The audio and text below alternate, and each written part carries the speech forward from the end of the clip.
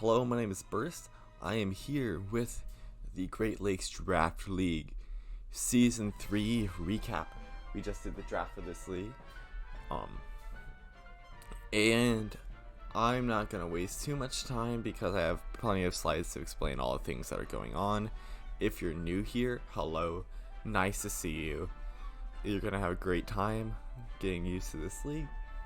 And if you're old, you can probably skip past like the first 10 minutes. You're fine. Anyway, before we even start, I have a 100 sub goal. So throughout this season of the Great Lakes Draft League, I'm going to be uploading every single match I play with some commentary, and I hope to make it as entertaining as possible for you. During this time, I'm also going to try my best to upload other miscellaneous videos, for example, Wi-Fi battles with close friends within this league outside of my division and in my division, just other close friends I've played draft leagues in the past, as well as other miscellaneous Pokemon Scarlet and Violet content. Now, if we reach 100 subs by the end of my season in this Great Lakes Draft League Finizen division, I will upload a karaoke of Benny and the Jets to the best of my ability, okay?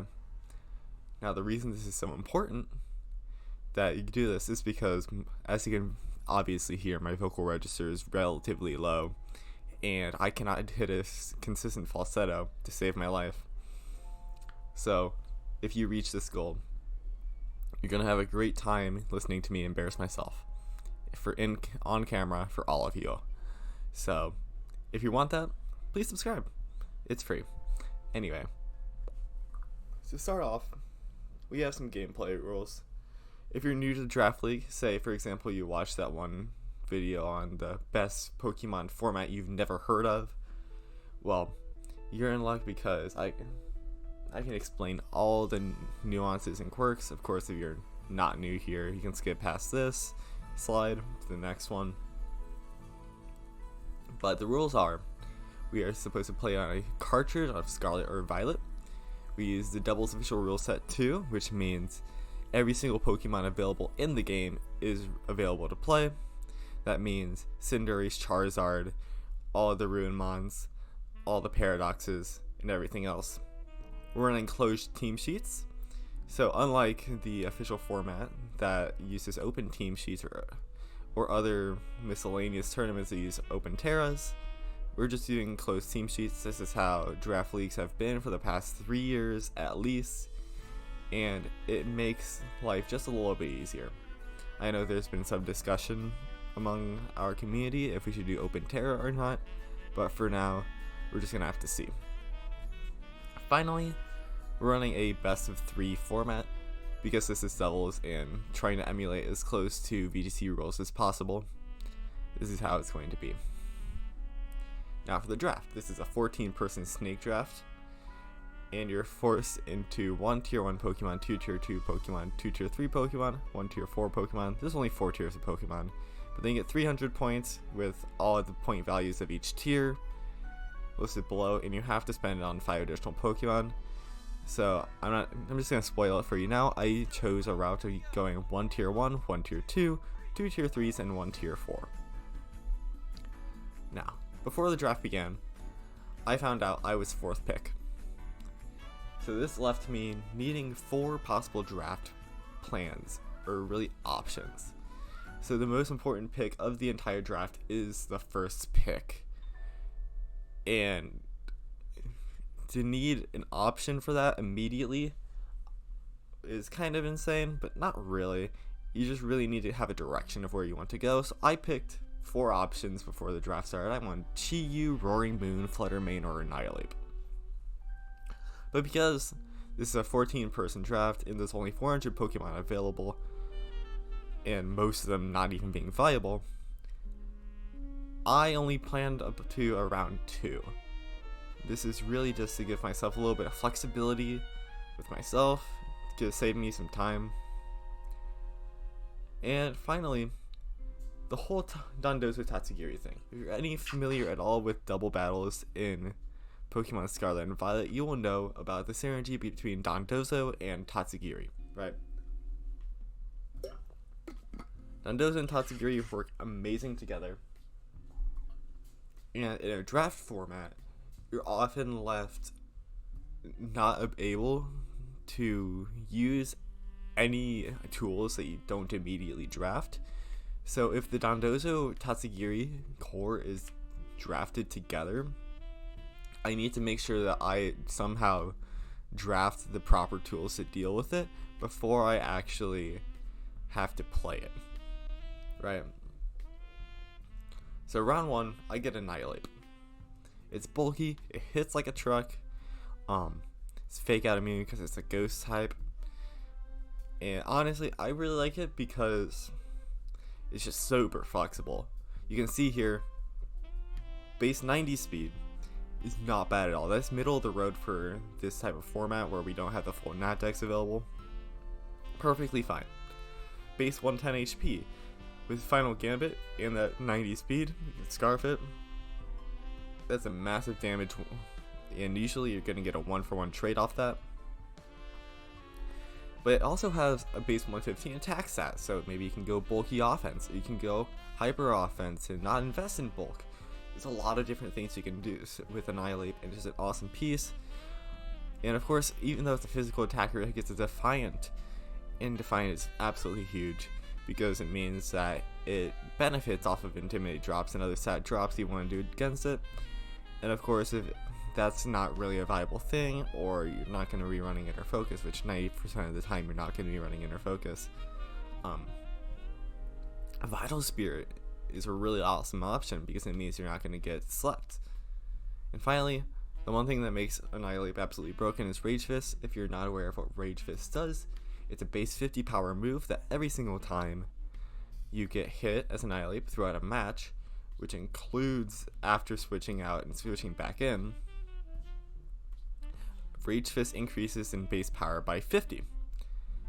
So for example, you get hit 3 times, suddenly Rage Fist is a 200 base power move, which is far more powerful than anything in the game. It is, I think, the same base power as Explosion. Not self-destruct, but Explosion. Maybe it's the other way around. What's one of the two? But it's not spread damage, it's single target, so you're not having to do all kinds of crazy math. It is by far one of the most powerful base moves in the game. Round 2, Maushold. It has a very inherent synergy with Annihilape.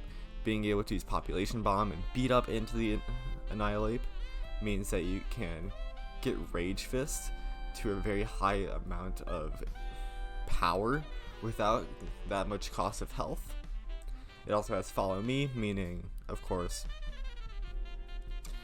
that Annihilape is going to stick around for a long time. It has Friend Guard, so that even when it's not following, maybe it's protecting, Annihilape still takes hits better, but also has Technician to work with its new move Population Bomb, which, if you're unaware of Population Bomb, I have no clue how you are, but of course, Population Bomb, absolutely insane. 10 hit move, base 20 power, with Technician that's base 30, so you can either have it as a 200 power move or a 300 power move that always breaks Sash, and the only real counter to it is either Rough Skin or Rocky Helmet, or being a Ghost type.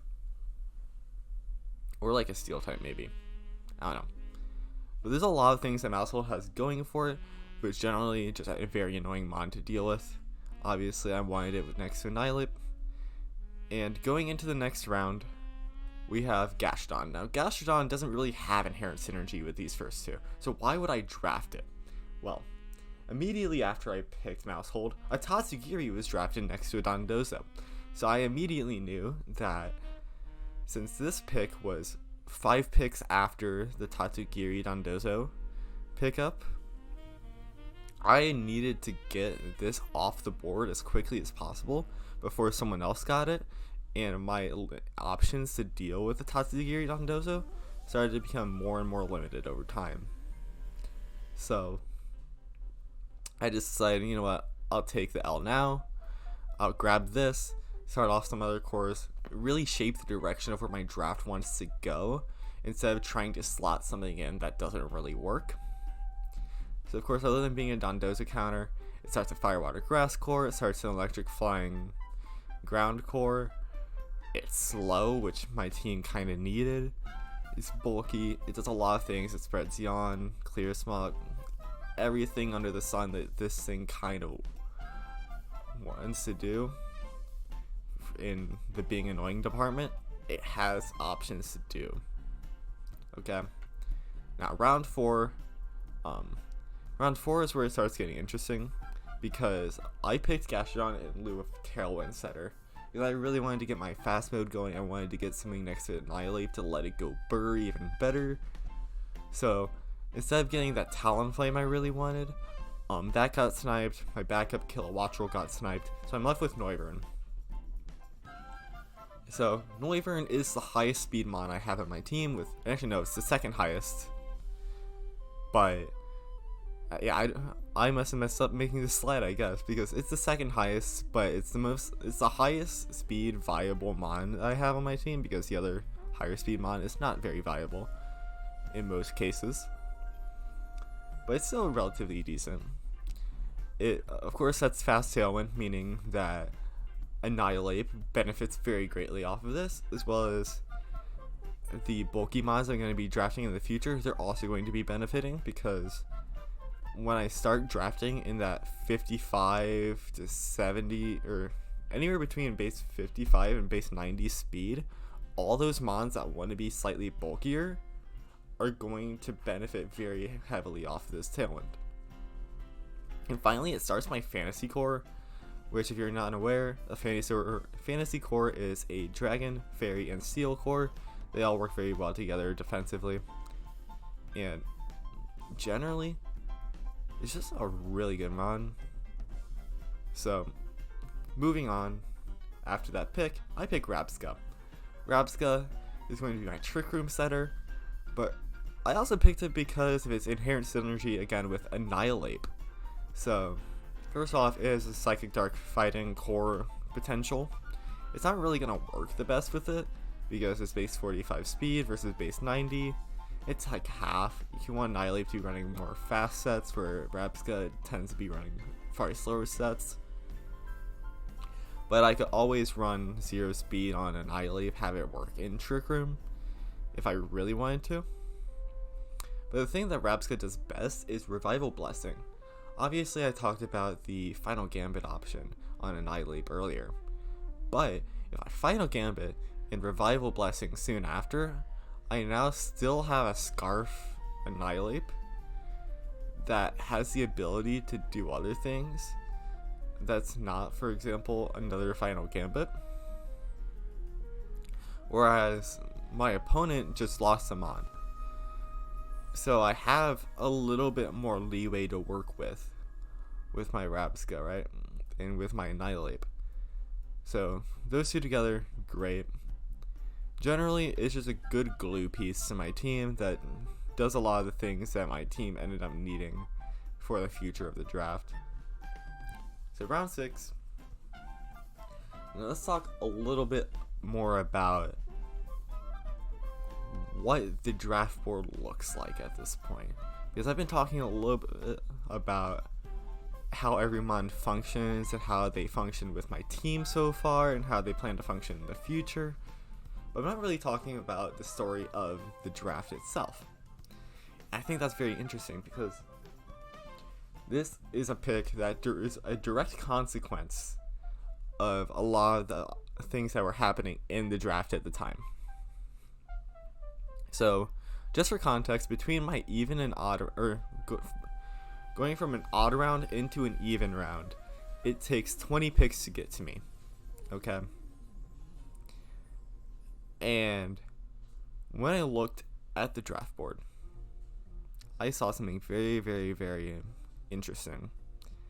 Fairy types, almost non-existent.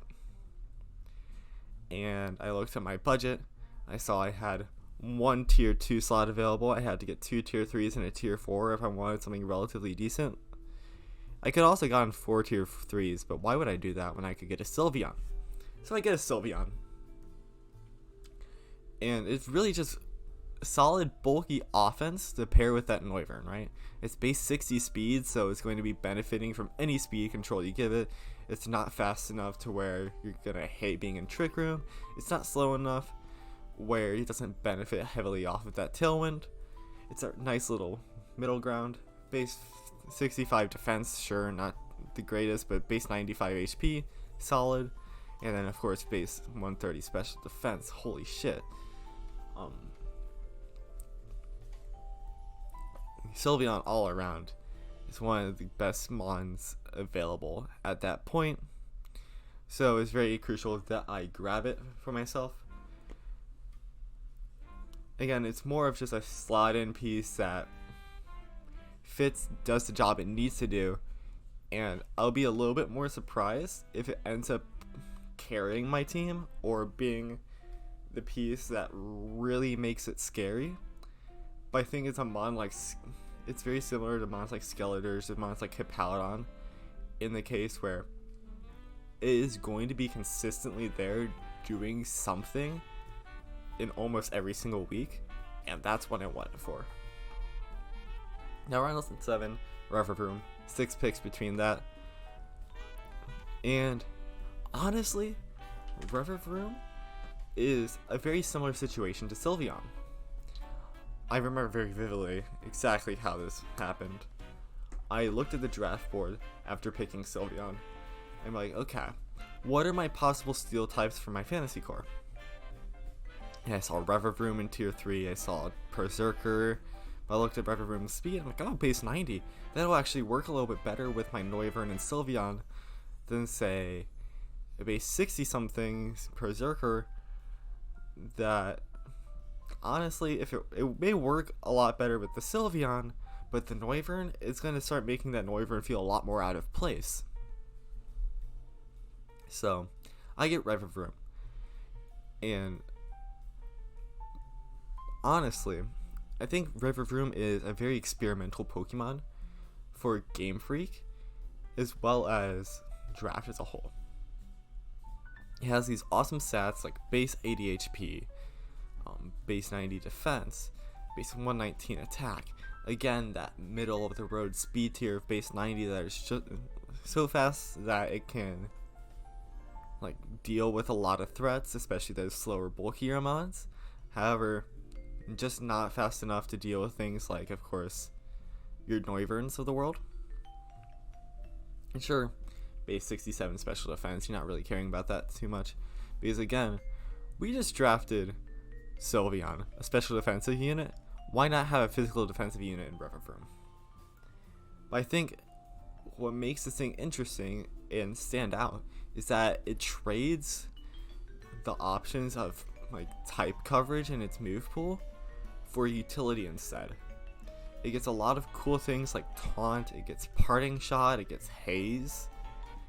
All these things that you wouldn't expect from a Steel type Pokemon. On top of that, it has the ability Filter, that everything that would be super effective and multiply the damage by like double, like a 2 times damage multiplier, instead of 1.5 times damage multiplier. Everything that's a 4 times damage multiplier, mainly that ground type, is now a 3 times damage multiplier. Filter is a very, very, very solid ability that you don't see offensive mons have very often. And in terms of utility mons, they're typically frailer mons that have them. For example, Mr. Mime, not Revavroom. It also has Overcoat, which means I can use Taunt on something that's next to a Rage Powder user and be fine. I can get Spored, be fine. Honestly, all around, Revavroom is very solid mon. It does a lot of things for my team that I think it wants. It has, the utility is there. It's just a matter of how can my team use it. I think that's going to be a very interesting question going into the future of this team. So round 8, Impidimp. Now, Impidimp doesn't do much in terms of its offensive typing. It doesn't do much in terms of its actual stats. So why the hell would I draft Impidimp? Now, it has a couple things. One, it's a dark type, meaning it's immune to Prankster. 2, it is as a Prankster mon itself. So it can spread all these kinds of statuses. It can hit you with a parting shot. It can hit you with a thunder wave. It can hit you with a fake out. It does all these different cool things that everything that you would think of a Grimmsnarl doing, get rid of Reflectant Light Screen. That's what Impidimp does. So I think Impidimp is very important for optimizing my future flowcharting, because again, we have so many type cores in this draft, or not type cores, but inherent high tier synergies in this draft. That's a better way to put it. There's Tatsugiri Dondozo. There is Indini Armarouge. Okay. There's Pelipper Floatzel. There are Mon after Mon after Mon. And team after team after team have these. And in order for me to feel very comfortable dealing with them week after week, I need a Pokemon that can shut something down and optimize itself to dealing with one particular thing, or maybe a wide range of particular things. And that's what Impidimp does. Yeah. So obviously, it's a glue piece for my team. It's a glue piece for my support core. I don't want to get too much into what Impidimp does other than that, because anyone who's played in the past 3 years knows what Impidimp does very well. So I would just be rambling if I went on any further, but I think Impidimp is just a really good piece for my team, and it allows me to have a lot more flexibility in the future of my draft, to have more offensive options. Speaking of offensive options, let's talk about Camerupt, okay? So, you look at this thing, 70 HP, 70 defense, 70 special defense. Okay, not the worst. Base 100 attack, base 105 special attack, both usable stats. Okay. Base 40 speed means it's Trick Room speed sweeper. So why the hell am I looking at this and I think this is a bulky mixed offensive Pokemon? Well, it has the ability Solid Rock, right? Solid Rock is essentially the same thing as Filter. It is going to take whatever was going to happen to your mind. Let's go back to, yeah. So it's not going to be as bulky as, say, your Revavrooms, right? But it's going to take whatever was strong against your Camerupt and make it not as strong. And with a very offensive mon like this, that has good offensive utility, like Solar Beam to punish Sun, it has Eruption, a few other things. This thing starts to become a Terra abuser, right? It is going to terrestrialize into whatever type it wants to for its matchup. Solid Rock is going to mean that's going to sit there, take hits. Maybe it'll be next to a Maushold or Friend Guard and take more hits. It's going to Terra Blast, hit you for either physical or special, whatever it decides to optimize itself for. It's going to hit you with fire moves, whatever it decides to optimize itself for. It's going to hit you with ground moves, whatever it wants to optimize itself for.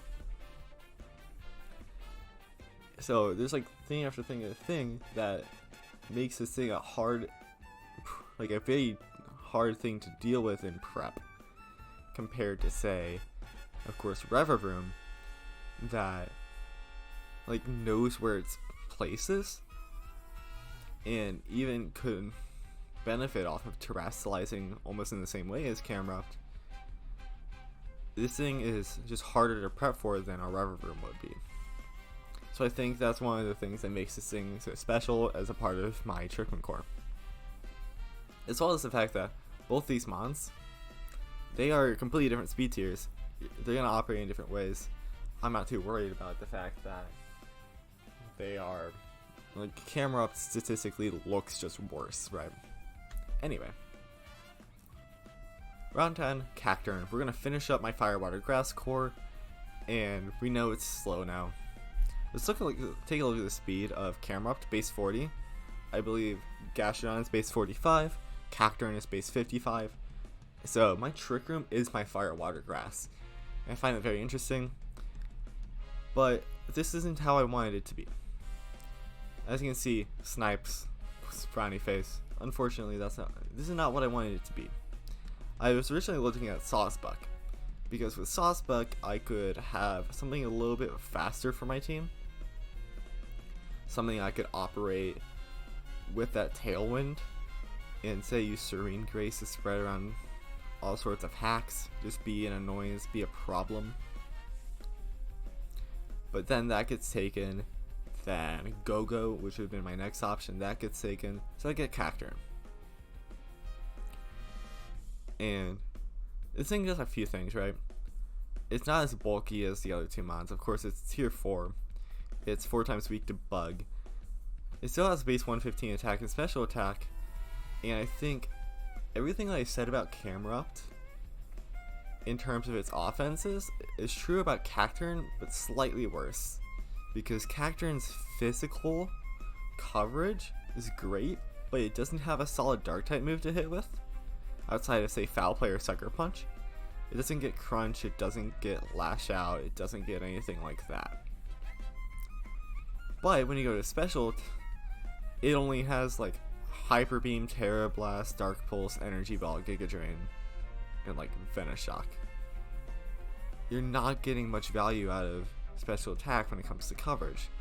So it's this consistency versus coverage type deal you have to balance with Cacturne. I think it's going to make it very interesting to play around with, but we're going to have to see if that was a good or a bad thing for me to take a bet on for my team. Now finally, round 11, Electrode. You can see this is actually the fastest mon on my team. It actually does a bit of the speed control that Noivern does as well.